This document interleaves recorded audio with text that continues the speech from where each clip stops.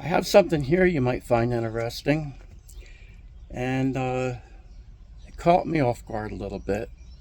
So I'm going to need some of my smarter YouTube followers to help me out with this.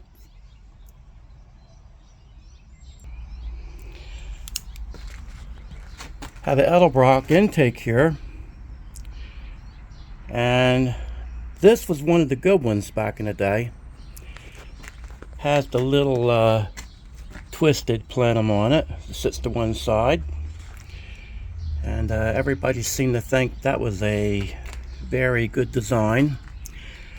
And it's a Torker 289.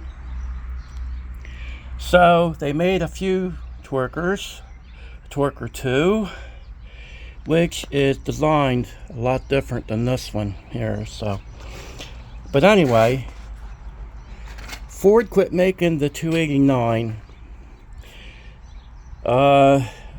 1968, I believe, was the last year. And there's a few people say they continued it under the 302, but it was still a 289. I don't know. You guys may know more about that than me, but you hear a lot of different things. So this was, like I said, the 289 Torker, which in my view would be made for a 289 small block Ford. But you flip it over here, and of course it has the number, part number, and then it has when it was patented.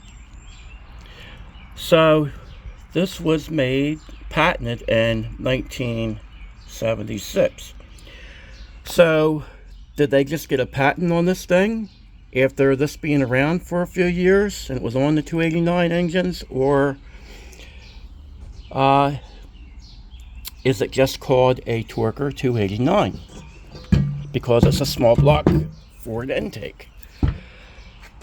I always thought it was a Torker 289 because it was made for the 289 engine.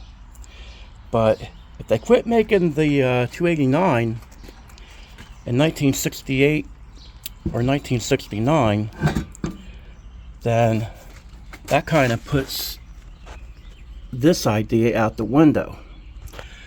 So maybe you guys could give me your input.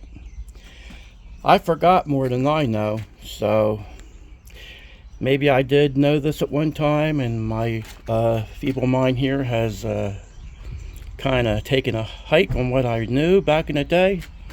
Because I remember discussing this years ago, but it was still people that told me things that kept up on stuff that knew more than I did. But who's to say they weren't wrong about the information they were giving me? That does happen more than we think. Take somebody's word, thinking what they know is the truth. And we have faith in some people that really know things, and we find out, that wasn't right. I'm sure you've been there before with something around that way of thinking. Somebody's told you something, you think you take their word for it, and you find out that they're wrong. But anyway, we're going to be digging into this thing. I marked a few places out on it that's going to be where we're going to do some work, and these have a very small plenum right in here. My son Adam decided he wants to maybe try this on his wagon. We're debating on what we're going to actually do, but that's something that's up in the air right now. But these intakes right here, all but the plenum being offset, this intake is real close to the Ford small block intake they make. What was it? The accelerator. Yeah, there we go. I'll get there after a minute, fellas. Weighing accelerator, or whittling, however you want to pronounce it, is close to this intake. And what I mean by close, there's not a lot you can do with them because they're real thin in here. And the plenum is almost exactly the same as far as how it's small and kind of dips down. So they're kind of close. So I think they would perform about the same. But this didn't take care of its own back in the day.